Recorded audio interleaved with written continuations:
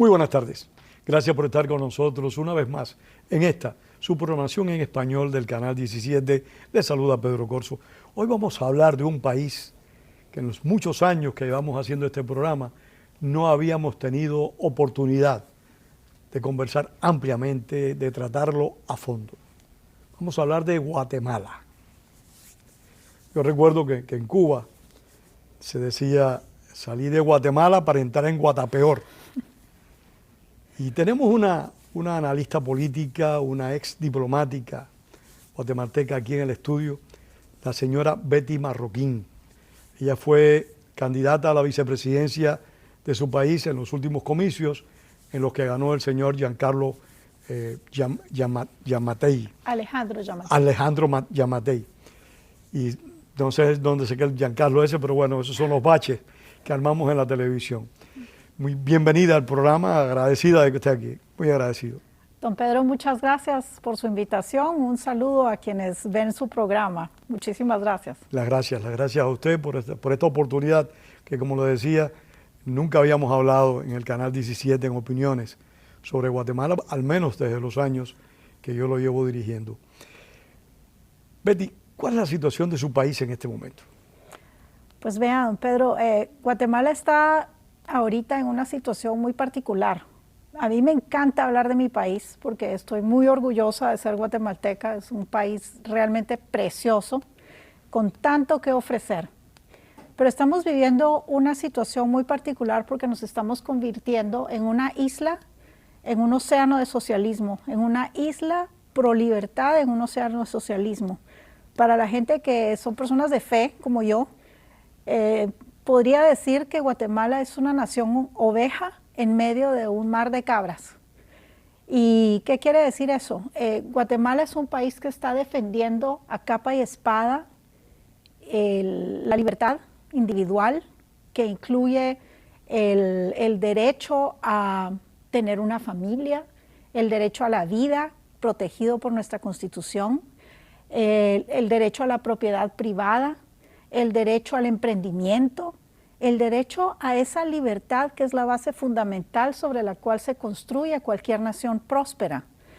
Y si bien nosotros somos un país que los medios tradicionales y los políticos tienden a vender como un paria, como una basura, porque nos ponen a ese nivel, no lo somos. Un aspecto que vale la pena que usted incida lo más profundamente posible, y es que la visión que tenemos la mayoría de nosotros de Guatemala es que es un país sumido en una profunda crisis de justicia, en una constante crisis política que enfrenta serios y graves problemas económicos, o sea, como que es una continuidad de gobiernos fallidos, y por la que lo escucha usted, ¿no ha sido así?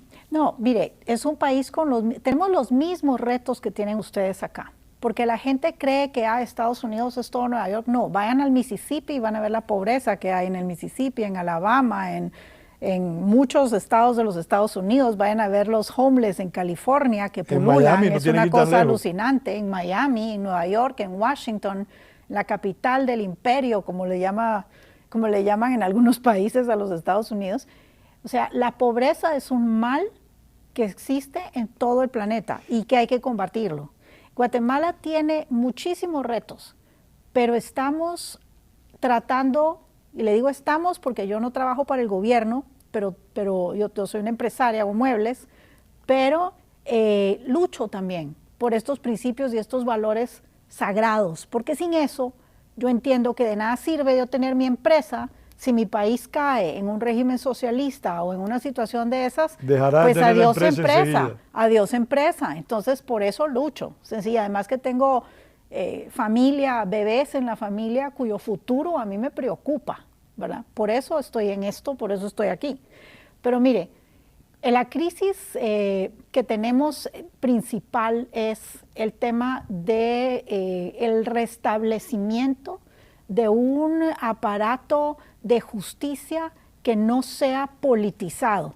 Ustedes en Estados Unidos están viendo ahorita lo que nosotros hemos venido viendo por los últimos 10 años, con un experimento de Naciones Unidas que se llamó Comisión Internacional contra la Impunidad, CICIG, y que cuyo de hecho, tercer... en el único país que yo creo que El se ha único en el impuesto mundo. ha sido Guatemala. Correcto. El único experimento aberrante de Naciones Unidas, que cuando les convenía no era de Naciones Unidas y cuando les convenía sí, pero fue Naciones Unidas la que nos lo impuso, y los guatemaltecos que en ese momento dirigían el país, unos por incautos, otros porque sabían muy bien lo que estaban haciendo, porque son de izquierda, lo apoyaron y lo permitieron. ¿Qué consistía esa comisión? Esa comisión supuestamente iba a perseguir la impunidad en mi país. Era contra la corrupción y decían, nos hicieron creer en algún momento no tenía nada que ver, que la corrupción era una exclusividad de Guatemala. ¿No tenía nada que ver con el conflicto bélico que ustedes habían padecido durante muchos años? No, y ya la firma de la paz se había hecho, ya se suponía que la firma de la paz era un borrón y cuenta nueva para que ni el ejército ni la guerrilla siguieran adelante con este conflicto. Pero ¿qué pasó? CICIG fue la piedra angular sobre la... CICIG es la Comisión Internacional contra la Impunidad, fue la piedra angular sobre la cual la izquierda edificó el nuevo campo de batalla. Ellos dejaron los fusiles en la montaña, que por cierto los acaban de desenterrar las narcoguerrillas en mi país, ¿okay? Bajo las narices de la embajada, en Guatemala. En Guatemala. Toda la guerrilla tenía que entregar sus armas. Entregaron un poquito y el resto las enterraron en el altiplano del país. Ahora sabemos que las han ido desenterrando y las están usando para apoyar a las narcoguerrillas en el altiplano de Guatemala. Mire, esto se está complicando. Exacto, pero regreso al otro punto. Trasladaron el campo de batalla... Pero no vamos a olvidarnos esto de la narcoguerrilla. No, encantada de abordarlo. Trasladaron la batalla del altiplano a los tribunales y los fusiles los intercambiaron por computadoras y teléfonos. Entonces, es menos peligroso. Exacto, pero es terrible, porque la persecución política se volvió la función principal de CICIG. Ellos hicieron todo lo que pudieron por corromper el debido proceso, corrompieron la presunción de inocencia. De acuerdo a nuestra ley, usted no puede estar en prisión preventiva más de 365 días, y si es extendida tiene que ser por causas verdaderamente irrefutables, que el juez no pueda, ¿verdad? No tenga opción. Bueno, hay gente que ha muerto en prisión preventiva, hay gente que lleva más de 7 años en prisión preventiva, hay gente que está en prisión preventiva sin un cargo específico en su contra. Prisión preventiva significa, para algunas personas que no entiendan, que usted está preso aún sin haber sido procesado judicialmente. Gracias, exactamente. Total que es un abuso aberrante de esa ley, y el juez que más lo promovió, y eso está ocurriendo todavía en este momento. Por supuesto, el juez, pero cada vez menos, y eso es lo que le preocupa, y por eso es que dicen que se está corrompiendo la administración de justicia en Guatemala. ¿Por qué? Porque empieza a salir libre la gente, sí, que no hay cargos en su contra, porque los van a tener presos, solo porque fue militar. Eso, el ser militar no es un pecado, ¿o sí? Héroes de guerra, nuestros ancianos, octogenarios, enfermos, siendo torturados en una prisión preventiva, y digo torturados porque a muchos no les han permitido el acceso al cuidado médico al que tienen derecho. También tienen derechos humanos. Por supuesto. Es como si para esta gente, y esta gente me refiero a la izquierda de mi país, y por supuesto al Departamento de Estado, al Deep State, el Estado profundo, el pantano. Naciones Unidas, que a veces entiende lo que le conviene a los funcionarios. Exacto, el G13, que así se autodenominan Inglaterra, Dinamarca, Alemania, Italia, Francia, Suecia. Ellos creen que los derechos humanos son solo para sus amigos, y nosotros pensamos que la libertad la libertad implica responsabilidad e igualdad ante la ley. Entonces, el punto de la lucha que hemos tenido es por restablecer esa igualdad ante la ley, esa supremacía de la Constitución que fue violada. El embajador Todd Robinson de Estados Unidos en Guatemala en esa época, para él la Constitución era, mejor dicho, menos que el papel toalete. Él dijo que la soberanía de nuestro país a él no le importaba, y él es ahora el subsecretario para INL, el SAR de antinarcóticos, cuando bajo sus narices pululó el narcotráfico en mi país. El narcotráfico en mi país, como país productor, fue eliminado en los tiempos de Ronald Reagan, cuando AID, que sí era para el desarrollo, introdujo una serie de cultivos no tradicionales, como se llaman en mi país, o sea, berries, todo lo que es berries, arveja china, ese tipo de producto no tradicional. Y la gente dejó de cultivar amapola o de producir droga y se pasaron a cultivos de esta índole, se formaron cooperativas que hasta el sol de hoy son muy pujantes, ¿verdad? Todos, la gran mayoría indígena, y es gente que se gana la vida de una manera decente y correcta, pero bajo las narices de Todd Robinson, que casualidad, y con CICIG impidiendo al ejército entrar al altiplano, pulularon las narcoguerrillas. Entonces Guatemala pasó de ser un país de trasiego de droga a ser ahora trasiego y productor de droga. Y como Guatemala cometió el grave error, de nuevo la miopía de la gente, de las personas a cargo en esa época, de suscribirse a una cosa aberrante que se llama el Pacto de San José, que es otra maquinaria de la izquierda, otra abominación internacional, otro acuerdo abominable. ¿En qué consiste el abominable. El Pacto de San José básicamente es un acuerdo que obliga, entre comillas, a los países signatarios a aceptar los dictámenes de la Corte Interamericana de Derechos Humanos, que siempre son condenatorios, y en favor de la izquierda de nuestros respectivos países. Ya lo van a empezar a aplicar en Colombia, no tardan en Perú, no tardan en Chile, lo trataron de aplicar contra Pinochet, a nosotros. Eso es lo que tiene a nuestros veteranos en la cárcel. Y yo hago un llamado aquí, ojalá el presidente Alejandro Yamatei vea este programa, porque señor presidente haga historia, se lo vengo diciendo casi que un día sí, uno no, por favor denuncie esa aberración del Pacto de San José y libere a nuestra gente y a nuestro país del grillete de la izquierda. Estos militares fueron los que combatieron a la guerrilla guatemalteca, el PGT se llamaba, si no me equivoco. Es que eran varios nombres, el PGT era un grupo. Era un grupo grande EGP, que fue el que apoyó PGT, Fidel Castro. Sí, URNG. URNG también la respaldaron. La URNG era como la sombría, pero mire, todos los excomandantes de la guerrilla son ahora los invitados a las recepciones en la Embajada de los Estados Unidos, son ahora los receptores de ayuda de AID, del Taxpayers Money, que pagan los impuestos que ustedes pagan, su audiencia que paga, y usted, que pagan impuestos acá.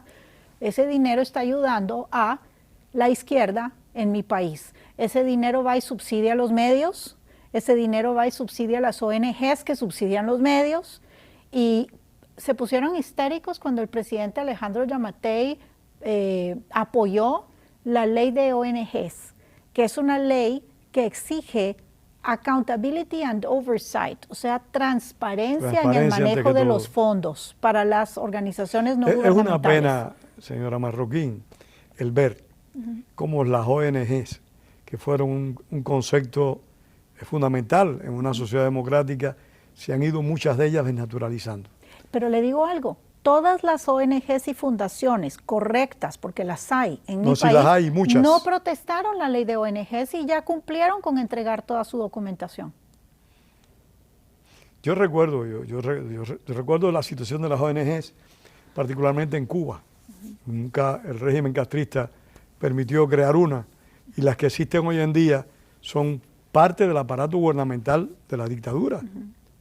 La Federación de Mujeres Cubanas es una ONG que puede o no recibir apoyo, y es una federación que responde al régimen de los Castro. Sí, han utilizado estos mismos canales para ser receptores de fondos. Para más nada que para eso. Y entonces se han deformado en Colombia muchas ONG. Yo tengo en mi memoria Amnistía Internacional, que por suerte ha evolucionado mucho en los últimos años. Pero estando nosotros en prisión, cuando Amnistía Internacional hablaba, en Isla de Pino, que estaba la prisión llena de dinamita, cargada de explosivos para borrarnos si ocurría algún percance, estas ONG nunca dijeron nada.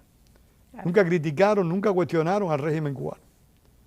Entonces ahora sí, siempre están listos para defender, y yo creo que es válido, a las ideas de izquierda, pero también deberían estar comprometidos a defender a quienes piensan de manera diferente.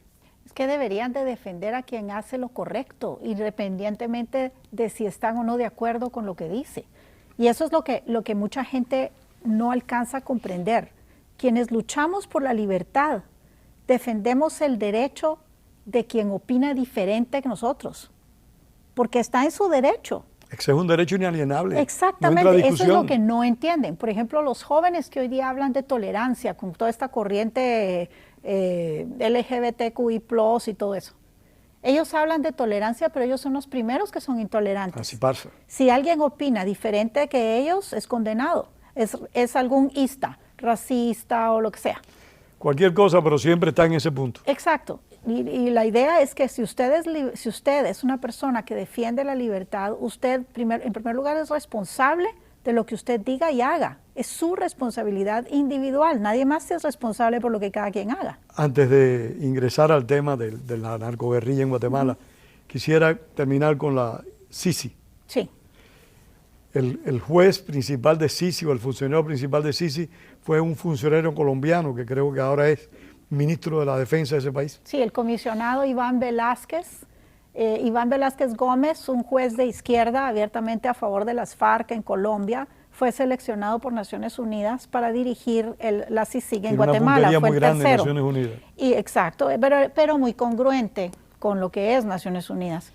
Este señor fue el que logró lo que sus antecesores no lograron, que era la politización ideológica de la Administración de Justicia en Guatemala. Y le ha hecho la guerra a la doctora María Consuelo Porras, nuestra actual fiscal general, que la han difamado, la pusieron en la lista Engels, es una lista para quitar visas que se fumó el congresista Eliot Engels, que gracias a Dios ya no está en la Cámara de Representantes, para castigar a la gente, porque claro, tener visa para Estados Unidos es la panacea. No sabían que a la fiscal general ni siquiera le gusta viajar y que cada vez que venía a Estados Unidos era a regañadientes, pero bueno. La doctora Porras, para mí, yo la he defendido abiertamente y la seguiré defendiendo mientras ella continúe actuando apegada a la ley. ¿Ah? ¿De qué la acusó Iván? Ay, la acusaron de corrupta por estar precisamente, si usted no tiene cargos, si está en prisión preventiva, si usted no tiene cargos, si está siendo perseguido, pues lo tienen que dejar de perseguir. Si no hay pruebas, no hay pruebas. O sea, ella está terminando la persecución ilegal, manipulada y politizada de la gente en Guatemala y se ha dedicado a perseguir a quienes sí tienen problema, y ese es el otro tema. Todos los aliados de Iván Velázquez están ¿dónde? En Estados Unidos de refugiados, los que han podido. En Washington están de refugiados, trabajando para WOLA y... Porque hay una cosa que vale la pena destacar, y Alexis Ortiz, un periodista y colega de este programa, de este canal, para ser más preciso, lo dice. Ellos tienen un club de la mutua alabanza. Totalmente. Se apoyan constantemente, se buscan cómo respaldarse los unos a los otros, cómo intercambiar posiciones, por lo regular muy bien remuneradas y muy bien expuestas. Así es. Ellos son solidarios en la gestión. Ellos son un clan. Así, sólido. Nosotros de la derecha, por así decirlo, ¿qué pasa? Somos gente que casi todos trabajamos, no somos, como yo llamo a ellos, parásitos o ONGeros. La gran mayoría de nosotros o ya estamos, como en el caso suyo, que lo hace por pasión y está jubilado y usted ya fue productivo. La ancianidad nos da esa potestad. Pues sí, pero la gran mayoría de los que estamos en esto, en mi país, somos todos empresarios, finqueros, trabajadores, personas que tenemos nuestro pequeño emprendimiento y tenemos que afrontar las responsabilidades que ello conlleva. No nos dedicamos ni nos pagan para estar en este rollo. Ellos, en cambio, de eso viven y en eso están. En mi país, por ejemplo, usted ve en redes sociales los ataques contra nosotros. Hay un muchachito de 20 años al que le pagan X al mes porque a diario abra unas 5 cuentas y ataque a X personaje ese día. Y entonces a eso se dedican todo el santo día, ¿verdad? No me recuerdo si se llaman bots o trolls, pero así es. ¿Y ese dinero de dónde cree que viene? Viene de Soros y el Open Society Foundation, viene de la Ford Foundation, viene de Gates, viene bueno, recuerde que Lenin... de Soros, pero el colmo es que puede venir de A y D. Lenin lo dijo en el año 18, cuando dijo que los capitalistas son capaces de comprar y vender la soga con la cual van a ser colgados. Exactamente, y tiene toda la razón. porque así y creo que fue Khrushchev el que dijo que Estados Unidos iba a ser conquistado por sus propios excesos, iba a ser derrotado por sus propios excesos. O sea, mire, don Pedro, realmente es una situación increíble y le digo algo, yo veo el tema del nuevo orden mundial, que es el fin último de todo este asunto. Nuevo orden mundial es el fin último, destruir la clase media, por eso están creando hambruna en Estados Unidos, están empezando a destruir cultivos, empezando a monopolizar las cosas, lo mismo van a hacer en todo el hemisferio, porque lo que quieren es acabar con los ancianos, que ya no consideran que sirvan para nada, es que no hayan más bebés, dejen de nacer bebés, y a los jóvenes los tienen con una lobotomía cerebral pensando que el gobierno les tiene que resolver sus problemas porque es más cómodo que el gobierno les diga qué hacer y no tener responsabilidad de sus acciones. Bueno, eso lo vemos en las elecciones en América Latina. Quien más promete, quien más dice que va a resolver los problemas, quien más mentira mete, como usted bien ha dicho, pues esos son los que salen electos. Si no, ¿cómo es posible que Lula da Silva, después de ser un político corrupto, condenado a prisión, haya salido de la cárcel y sea candidato con muchas opciones de llegar a la presidencia de Brasil? Y no me sorprendería que llegue. Mire, hubo una manifestación enorme en Brasil ayer en contra de Bolsonaro por la comunidad LGBTQI+ de Brasil, ¿verdad? En mi país hay gracias a Dios la ley lo impide, pero en mi país pasa un personaje que se llama Alfonso Portillo, que estuvo preso en Estados Unidos por lavado de dinero, pero en el mundo indígena, en la comunidad rural en Guatemala lo quieren porque en su época él les mandó a regalar 50,000 quintales de fertilizante.